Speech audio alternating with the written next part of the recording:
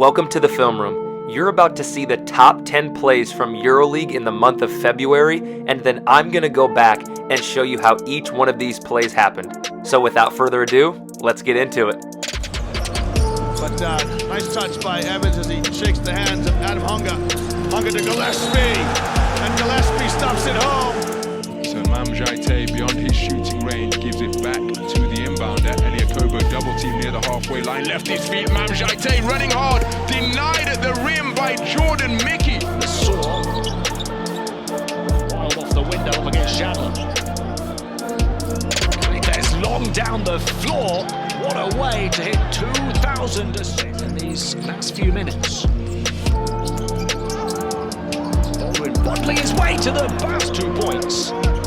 Panathinaikos have only managed one field goal themselves in that time. Going is back out. Lasaw! Unclog the printer. Not a case, that foul was on the shot. Terry Jones going to roll inside. Brian far side, past Menko and blocked by Antonius Cleveland. As if Everton's sake at the halftime. Fenerbahce have got to stay aggressive. I don't know what kind of aggression that is because it's Dante all time. Feed finds Nikic, who does well to keep his feet in bounds. Spagnola does well to keep the ball. Beautiful pass behind the back.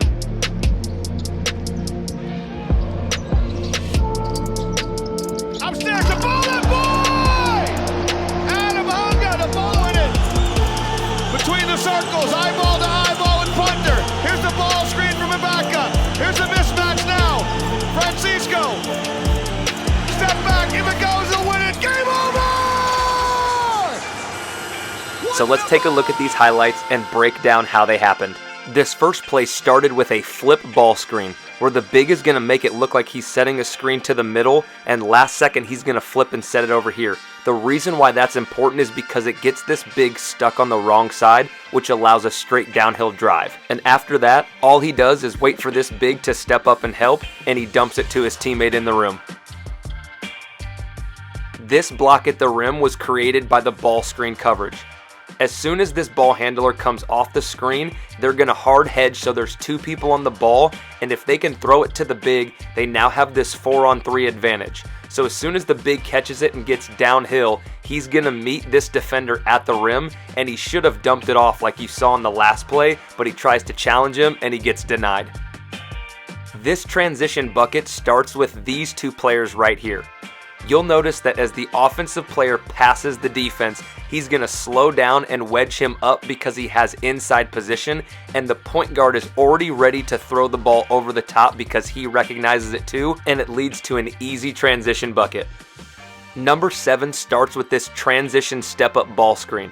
The defender notices the screen and tries to fight over the top of it, so the ball handler rejects the screen and gets downhill to the middle.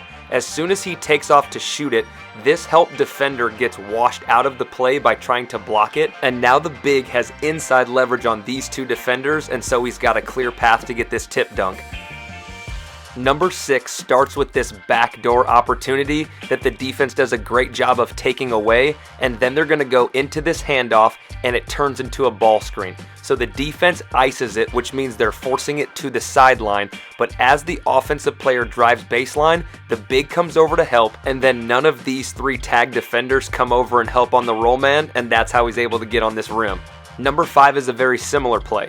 It starts with this down screen into a dribble handoff or zoom action, and then it turns into this ball screen where the big is going to help and the roll man is going to go to the rim and be open unless this help defender rotates over and tags. So as he rotates, the ball handler sees it and throws it to his man in the corner, which leads to this middle drive because of the way the defender closed out with his feet open. This is where the ball handler needs to recognize that the help defender came over, and this man right here is cracking back on the big, so he should throw it to the corner for a 3, but he tries to shoot it instead, and the defender says, I don't think so.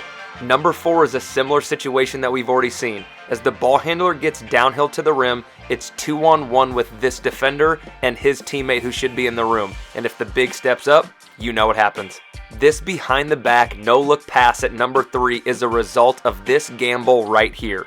As soon as the defender falls down, it is a 5-on-4 situation and the offense is at an advantage. And the ball handler sees that everybody's matched up over here, so he needs to get it to his big. So he baits the on-ball defender by looking to the middle of the court and taking a hard bounce that direction to set up this behind the back pass.